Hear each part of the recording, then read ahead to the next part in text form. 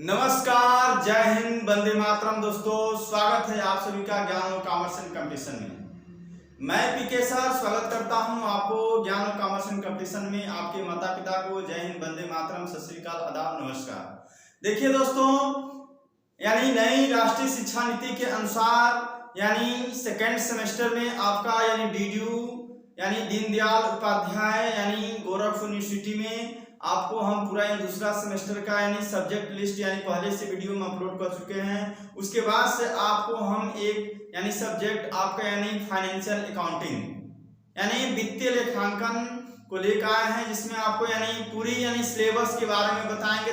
दोस्तों देखिए, आपका पूरी सिलेबस यानी पूरा होल सिलेबस आपका बदल चुका है। क्या पढ़ना है, क्या नहीं पढ़ना है, यानी क्या चीजें हट गई हैं, यानी सब आपको डिटेल व्याख्या के साथ बताएंगे। दोस्तों देखिए, आपका आज का टॉपिक है यानी फाइनेंशियल अकाउंटिंग का यानी सिलेबस। देखिए दोस्तों, हमारा ये नंबर है 9839828849 यानी 9839828849 और ज्ञान और कॉमर्स एंड कंपटीशन यानी सर्च करेंगे, यानी अपने यूट्यूब पर जाएंगे, ज्ञान और कॉमर्स एंड कंपटीशन यानी सर्च करेंगे तब भी आ जाएगा। और उसको सब्सक्राइब कीजिए, लाइक कीजिए, शेयर कीजिए। देखिए दोस्तों, यानी आपका आज का यानी टॉपिक है फाइनेंशियल अकाउंटिंग यानी वित्तीय लेखांकन। तो वित्तीय लेखांकन में आपको दोस्तों देखिए 2 यूनिट में पढ़ना है। एक यूनिट ये आपका फर्स्ट है और ये आपका यूनिट सेकंड है। तो यूनिट फर्स्ट में क्या पढ़ना है?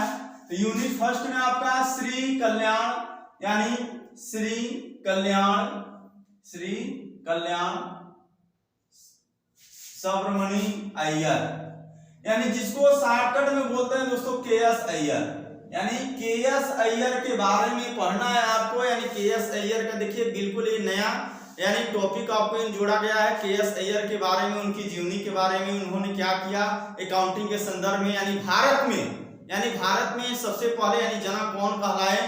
तो के.एस. अय्यर कहलाए। के.एस. अय्यर के बारे में डिटेल आप जानेंगे, यानी 1859 से 1940 में। उसके बाद known as father of accountancy यानी लेखा शास्त्र के यानी क्या जनक कहलाए, यानी पिता कहलाए कौन? यानी के.एस. अय्यर। उसके बाद दोस्तों अकाउंटिंग इन इंडिया यानी भारत में, यानी के.एस. अय्यर को यानी भारत में क्या कहा गया? अकाउंटिंग ऑफ इंडिया यानी father of accounting of India कहा गया दोस्तों, यानी लेखा शास्त्र के जनक कहा गया। उसके बाद से nature and scope of accounting. देखिए दोस्तों, नेचर एंड स्कोप यानी स्वभाव और क्षेत्र यानी ऑफ अकाउंटिंग यानी लेखांकन के स्वभाव और क्षेत्र, यानी इसके बारे में आप पढ़ेंगे। उसके बाद से जनरली एक्सेप्टेड अकाउंटिंग प्रिंसिपल। देखिए दोस्तों, यानी प्रिंसिपल के बारे में, सिद्धांत के बारे में पढ़ेंगे आप, यानी कौन कौन से लेखांकन के सिद्धांत होते हैं, जिसमें आपका एकरूपता का सिद्धांत, आय का सिद्धांत, व्यय का सिद्धांत, दोहरा लेखा प्रणाली का सिद्धांत, ये सब मिलान का सिद्धांत, ये सब पढ़ा जाएगा दोस्तों। इसके बाद से कंसेप्ट यानी इसकी अवधारणा पढ़ा जाएगा एंड कन्वेंशन। उसके बाद से Indian and international accounting standard. देखिए दोस्तों, यानी इंडियन यानी भारतीय और इंटरनेशनल यानी अंतरराष्ट्रीय स्टैंडर्ड यानी अकाउंटिंग स्टैंडर्ड यानी लेखांकन प्रमाप पढ़ा जाएगा दोस्तों, जिसमें आपको लेखांकन प्रमाप में अकाउंटिंग स्टैंडर्ड यानी 1 से लेकर यानी 30 या 32 तक यानी अनेकों है दोस्तों, जिसमें आपका रोकड़ यानी cash flow statement, fund flow statement, depreciations, stock का वैल्यूएशंस, उसके बाद से एमालगमेशंस, उसके बाद से गुडविल रिटर्न ऑफ, यानी इन सब के बारे में पढ़ा जाएगा, यानी किस अकाउंटिंग स्टैंडर्ड के अंदर किसको रखा गया, क्या रूल्स है दोस्तों। उसके बाद से आपका है accounting machines.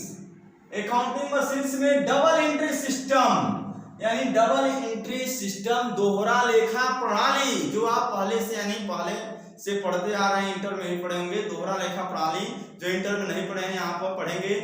Double entry system का यानी खोज किसने किया, कहाँ किया, कब किया और इसके नियम क्या है दोस्तों, इसका विशेषता क्या है, इसका क्वालिटी क्या है, इसका लिमिटेशन क्या है, और ये दोहरा लेखा प्रणाली के अंतर्गत खाते कितने प्रकार के होते हैं, उसके रूल क्या है दोस्तों, इसके बारे में पढ़ा जाएगा।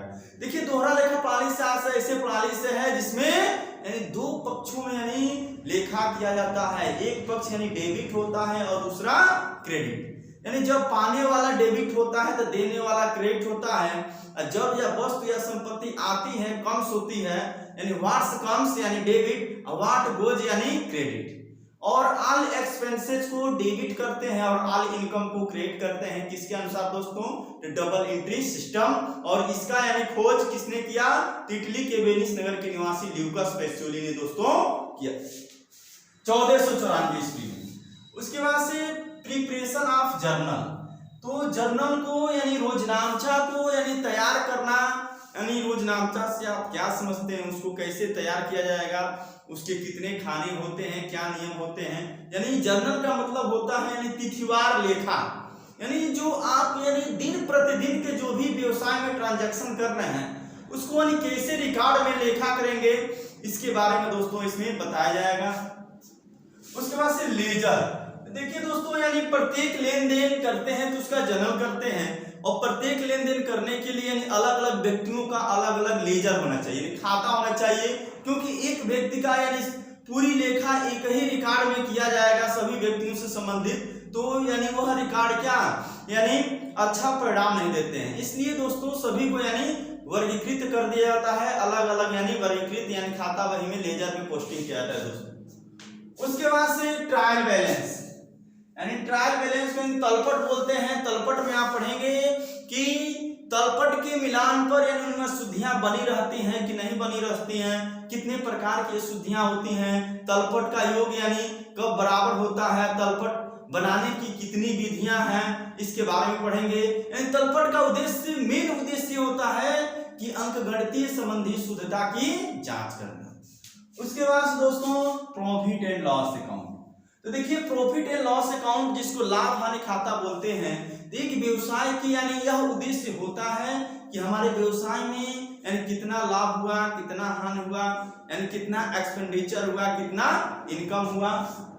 उसके बाद से बैलेंस शीट, बैलेंस शीट को बोलते हैं आर्थिक चिट्ठा, तो आप पढ़ेंगे यानी आर्थिक चिट्ठा क्या है उससे संबंधित नियम पढ़ेंगे। यानी आर्थिक चिट्ठा से एक हाथ की हथेली से लगाया जाता है। जैसे मान लीजिए एक व्यक्ति है तो उसका भूत भविष्य वर्तमान कैसे पता चलता है, तो उसके हाथ की हथेली को देखकर पता चलता है। ठीक उसी प्रकार एक कंपनी है तो उसका जो भी लायबिलिटी यानी दायित्व और एसेट्स है उसका पता कैसे चलता है, तो उसका पता यानी उसकी बैलेंस शीट को देखकर चलता है कि उसकी लायबिलिटीज कितना है और उसके पास एसेट्स कितना है। उसके बाद से concept of income and it's measurement, तो कंसेप्ट यानी अवधारणा ऑफ इनकम यानी आय की अवधारणा और इसका मापन के बारे में आप पढ़ेंगे कि यानी एक व्यक्ति कितना इनकम करता है, कितना एक्सपेंसेस करता है, यानी कितना उसका सेलिंग होता है, कितना एक्सपेंसेस होता है और डिफरेंस यानी इनकम होता है दोस्तों। उसके बाद से यूनिट सेकंड, तो यूनिट सेकंड में आप रॉयल्टी अकाउंट, देखिए रॉयल्टी अकाउंट का मतलब यानी अधिकार शुल्क खाता। देखिए दोस्तों अधिकार शुल्क खाता के बारे में आप पढ़ेंगे कि अधिकार शुल्क खाता है क्या, इसमें कितने पक्षकार होते हैं, कौन कौन से होते हैं, इसमें यानी मालिक के पुस्तक में और लेसी के पुस्तक में, यानी लैंडलॉर्ड और लेसी दो पक्षकार होता है दोस्तों इसमें। तो लैंडलॉर्ड के पुस्तक में और लेसी के पुस्तक में किस प्रकार लेखे किए जाएंगे इसके बारे में पढ़ेंगे आप। और रॉयल्टी होता क्या है, तो रॉयल्टी यानी वह प्रतिफल है जिसमें एक व्यक्ति क्या करता है, किसी व्यक्ति के संपत्ति का विशेषाधिकार प्रयोग के बदले जो कुछ भुगतान करता है उसे हम रॉयल्टी कहते हैं। रॉयल्टी कई प्रकार के होते हैं जिसमें आपको खाद्यान्न के संबंध में रॉयल्टी, कॉपी राइट के संबंध में, पेटेंट के संबंध में, खानों के संबंध में, ईंट भट्ठा के संबंध में दोस्तों आपको पढ़ाया जाएगा। उसके बाद से है अकाउंटिंग रिकॉर्ड्स ऑफ रॉयल्टी, ये आपका डिटेल पढ़ा जाएगा।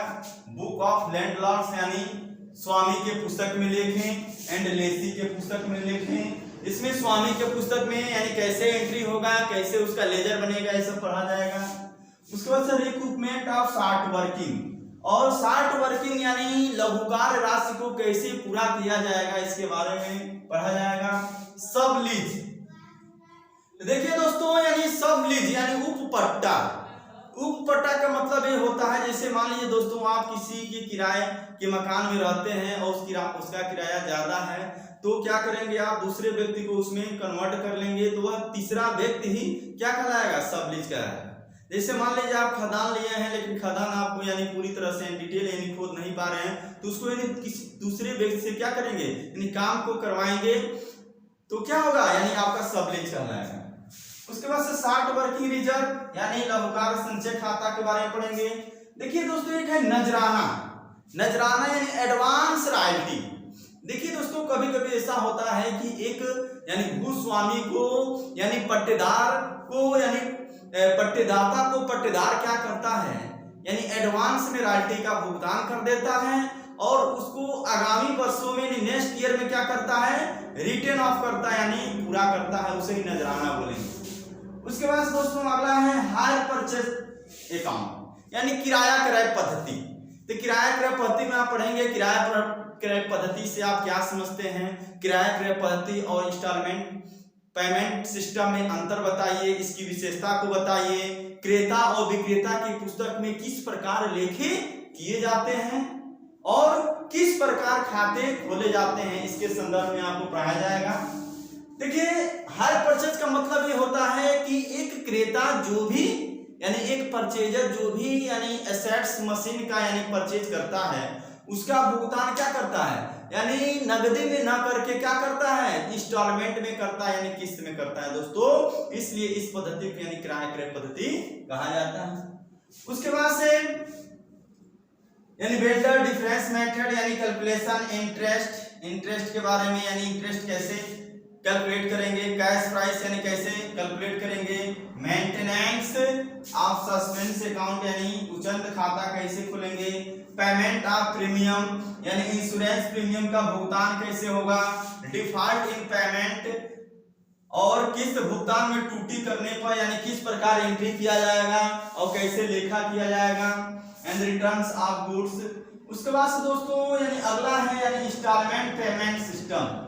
इंस्टॉलमेंट पेमेंट सिस्टम को बोलते हैं हम किस्त भुगतान पद्धति।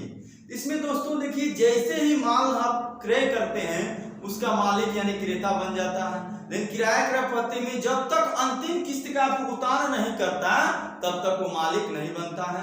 यही अंतर होता है क्या, तो हायर परचेज और इंस्टॉलमेंट पेमेंट सिस्टम में अंतर होता है। तो इसके बारे में पढ़ेंगे आप, difference between hire purchase and instalment payment system. उसके बाद से record in the book of purchase and vendor यानी विक्रेता और क्रेता की पुस्तक में यानी लेखी पढ़ेंगे।